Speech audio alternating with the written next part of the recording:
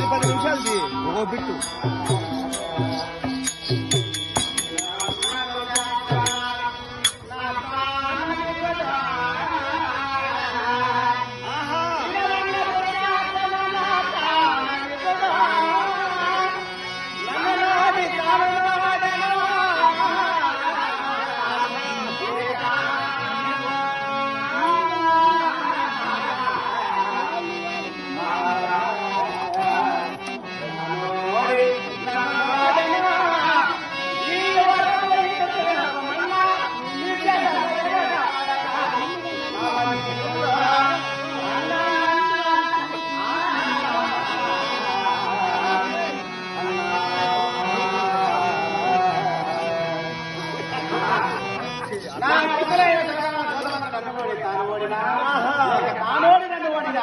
నేను ధర్మ విచిత్ర అన్నయ్యా అందు ఉన్నవాడు చేయక వెండి వెచ్చవన్నా.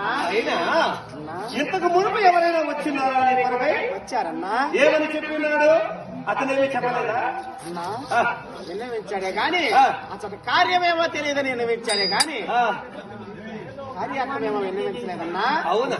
అవునన్నా. ఒకవేళ అంత చెప్పినా నీవు నా వెంట వచ్చేదవా? తదుపరి ఆలోచిస్తానన్నా. తదుపరి ఆలోచిస్తావా? అవునన్నా. అయినా చెబుతున్నాను విను. తదుపరి నువ్వు నా వెంటరా.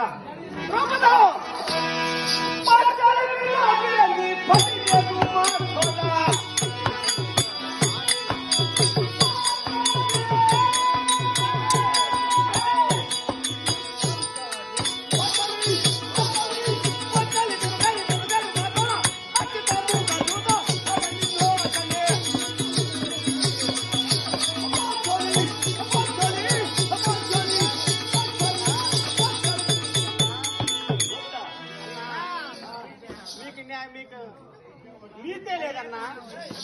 వంశానికే నీతి లేదు. అవునా?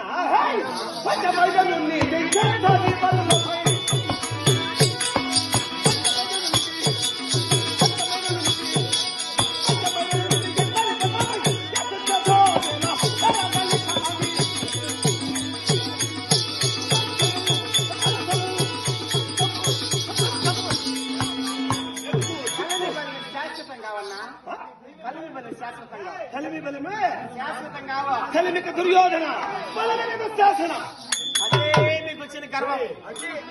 ఎప్పుడు మీ కలిమి బలి వినాశనం అయిపోతాయో విపరీత బుద్ధి వినాశనం అన్నా. కలిమి బలి ఎప్పుడు ఉంటాయో డబ్బు ఉన్న వారికి ఎప్పుడు గర్వమే. అవునా? పొలం ఉందని మీకు గర్వం.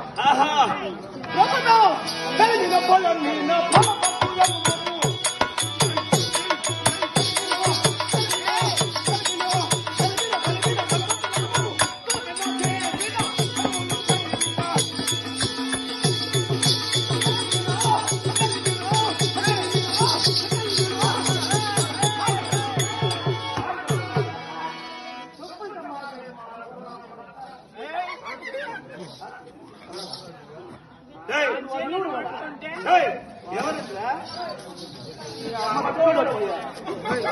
ఏయ్, ఎవరు? ఎక్కడున్నాడు? ఎక్కడున్నాడు? ఏం చేస్తున్నాడు అక్కడ? బడికి పొమ్మంటే వాడు ఉడే చేస్తున్నాడు. బడికి పోకుండా బాబు వారే నా బడి కూర్చుంటా వారని మా కొడుకు రే బాబు పోరా పోరా. నా కొడుకు సిప్పుడు కూర్చో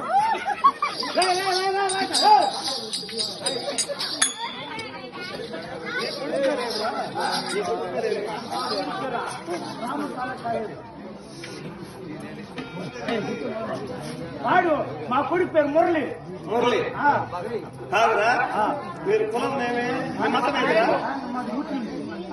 మహమ్మదీయులు. మరి మురళి ఎక్కడ పెట్టారు పేరు? నాకు పెళ్ళి అవుతున్న 3 నెలలు బిడ్డలు పుట్టలేదు అనేసి కాదురా, పెళ్ళైన 3 నెలలకి ఎవరికి పెట్టబట్టురా?